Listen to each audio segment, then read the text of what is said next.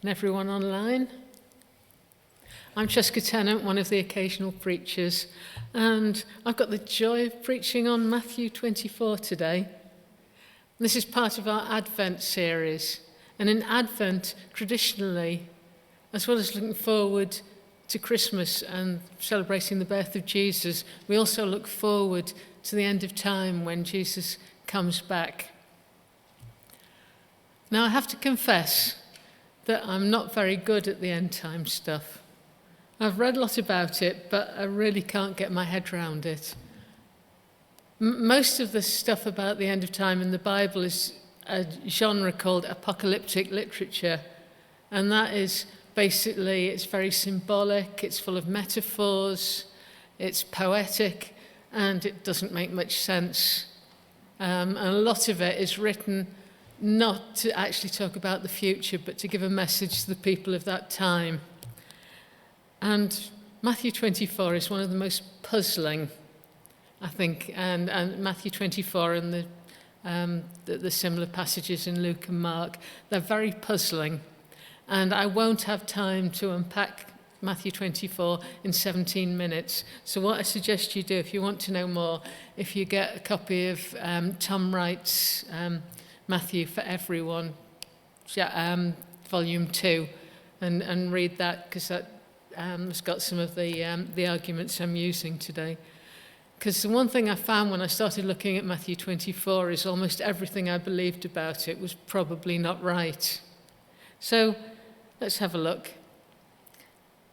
Matthew 24, if you want to get it open before you, Matthew 24 actually starts in the temple when Jesus and his disciples were there just before Jesus' death.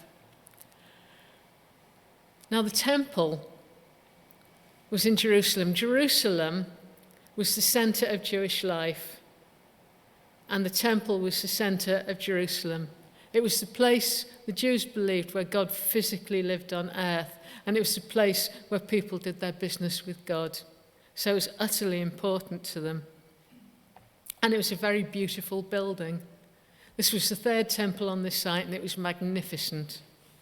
And the disciples were enjoying the architecture and bringing it to Jesus' attention. And Jesus says, I tell you the truth, not one stone here will be left on another. Everyone will be thrown down. Which confused the disciples. So afterwards, they had a little chat on the Mount of Olives, and they asked Jesus some questions. Now, what you have to understand about Jesus and the disciples was at this moment they were completely at cross purposes. So Jesus knew he was going to Jerusalem to die. The disciples were waiting for him to raise an army, kick out the Romans, and rule as king in a new age where Israel was the most important country on earth. So they were talking at cross purposes already, and they had questions to ask. And they were asking, first of all, that they couldn't quite work out how the whole destruction of the temple would fit in with their picture of the Messianic age. So they were asking, well, when's this going to happen? But they also wanted to know a sign. They'd been waiting 3 years, and Jesus hadn't even started raising the army yet. So they wanted a sign for that, and then they wanted to know about the end times. And so Jesus starts talking to them, but for Jesus, there are 3 separate, at least probably 2 or 3 separate events that are going to happen. There's the destruction of the temple, and there's him coming back, and there's also him being in glory, and they're all different. And he starts talking, and it's all mixed up. And it takes a lot of unraveling, which we're not going into today. But what I've done is I've done a little timeline for you. And it kind of starts, don't worry if you can't read it. We'll go through it in more detail. It starts obviously with Jesus' death and resurrection. And then the next thing is, if you remember from the passage, it says, the Son of Man coming on the clouds, in power and great glory. Now, most people put that at the end. That's the end of history. But Tom Wright gives a good reason for it's actually being Jesus' ascension. I mean, it might be both. Jesus probably going to come in clouds at the end of time. But what we're looking at is the book of Daniel, where that's what Jesus is referring to, Daniel 7, which is about the Son of Man coming on the clouds. But if you actually look to where the Son of Man is coming on the clouds, he's not coming to earth. He's coming to the Ancient of Days, that is God. And God is giving him all power, all glory, all authority, and dominion over everything forever.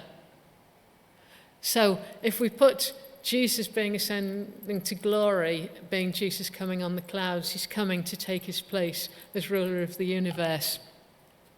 And in a sense, that's what the people needed to know. The small, vulnerable church needed to know. Not just that Jesus was coming at the end of time, but that Jesus was Lord there and then. So if we then take the next bit, which is where it says he'll send his angels and they will gather in the elect from the four winds. Usually we see that at the end of time, Jesus comes back, the angels go out and collect all the Christians in. But maybe it's not that. As Tom Wright suggests, it's actually about us being the angels, the church being the angels, and going out and bringing the people in. And it's actually about the spreading of the gospel. Because Jesus said 3 things are going to happen in this time after his death and resurrection. There's going to be the taking of the gospel. There's going to be the persecution of the church. And there's going to be dark times. There's going to be wars, rumours of wars, famines, earthquakes, floods, terrible things happening. And that's all going to go on sort of simultaneously.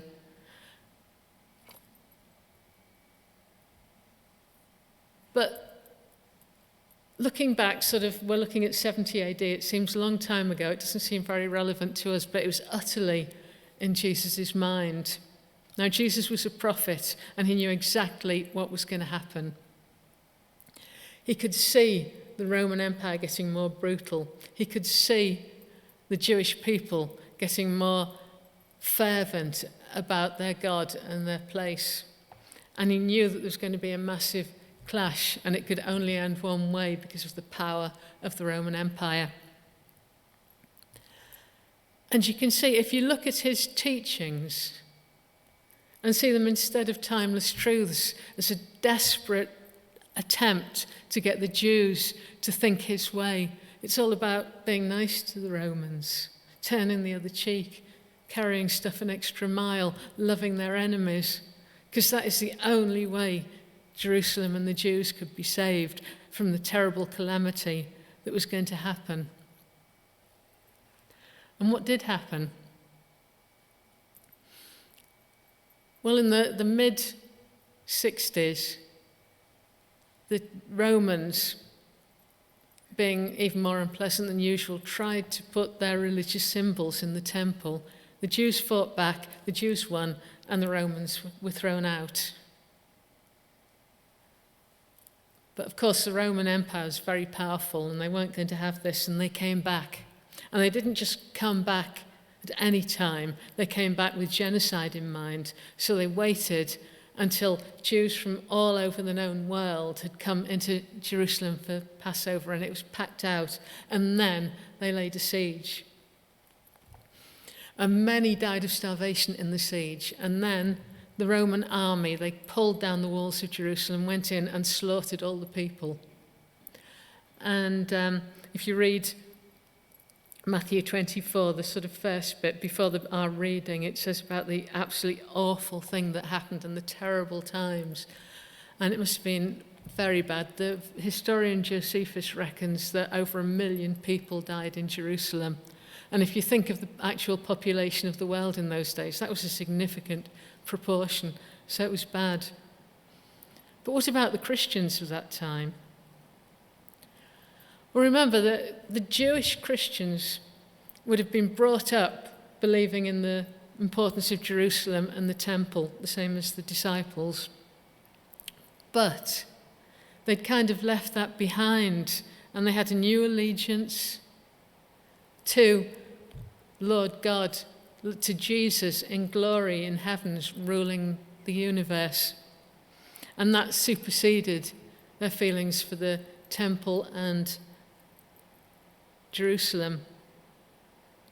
And so they were living parallel lives, and they didn't feel they needed to stand with the Jews against the Romans. And in fact, they used Jesus' signs these were the signs that this was going to happen. And he says in our passage, in sort of an earlier bit, he says that there's going to be the abomination of desolation from Daniel in the temple.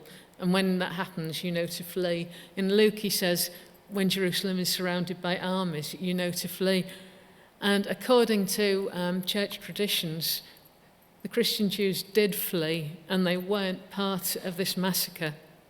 Some of them didn't go to Jerusalem in the first place, and the rest left when there was a minor recovery from the siege. It just stopped for a while, and they all escaped. So they followed Jesus' signs. And then we have the sort of 2,000 years after that. And what's happened? Well, as Jesus said, things have gone on the same way. People have shared the gospel. The church has been persecuted, and there have been dark times. But the signs that Jesus was talking about, the signs to be prepared for, were actually the signs to escape from the fall of Jerusalem.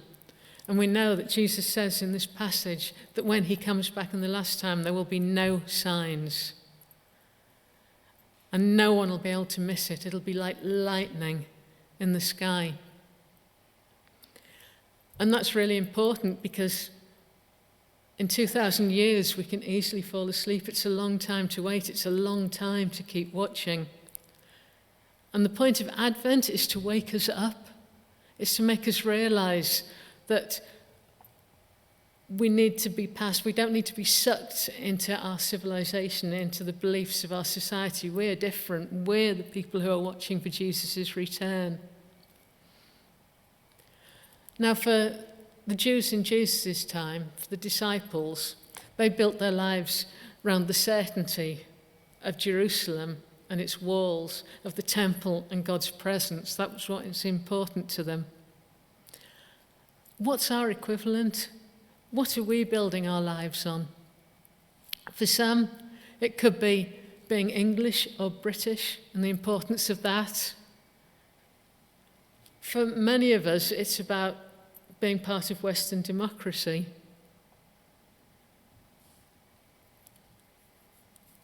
For some, for all of us really, it's about capitalism, isn't it? And if we kind of look at the way we're living our lives, we're living according to the expectations of Surrey in the 21st century, I think. The importance of a really good education, the importance of a good job, the importance of a nice house, all these things. And they just sort of creep up on us, don't they? And we take them in. But we need to be like the church in those early days. We need to actually build our lives. We'll be living.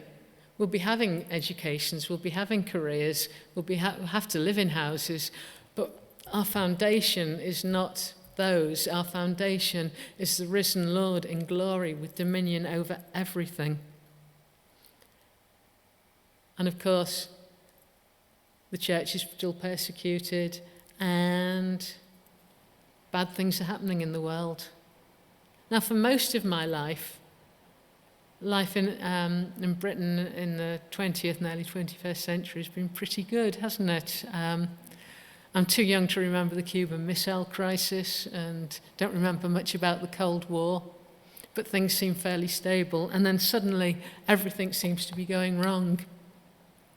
I have the political unrest following Brexit, COVID, we've got war in Europe, we've got the attack on Western democracy from Russia and China. We've got the possibility of nuclear war. And that's without even thinking about the climate crisis and the awfulness that's going to cause. And of course, beyond that, Jesus is coming back like lightning, unexpectedly, and there will be a judgment. But like the Christians escaping from the fate of Jerusalem, we're actually not on that collision course. We're on a course to get through the judgment because Jesus died in our place and be in the new heaven and the new earth where God reigns, where everything's going to be beautiful. There's going to be no death, there's going to be no tears, there's going to be no suffering, there's going to be no sorrow. That's our trajectory, that's where we're going. And what's our role? We're to be the rescuers. Now, Jesus sent the Jews to share the gospel, the Christian Jews to share the gospel, and they were rescuing people from an eternal fate, but they were also rescuing people from the fate that was going to happen in 70 AD. And in the same way, we're to be active on this earth. We're to be helping people be warm enough to feed the hungry, to clothe the naked, to care for people. We're here to build an amazing, miraculous community that people become part of. But most of all, and more than anything else, we're here to tell people about the truth that Jesus reigns in glory on high and has all dominion, and one day he will come back and every knee will bow and every tongue will confess that he is Lord. Which means Advent is a time for us to wake up and remember who we are and who Jesus is.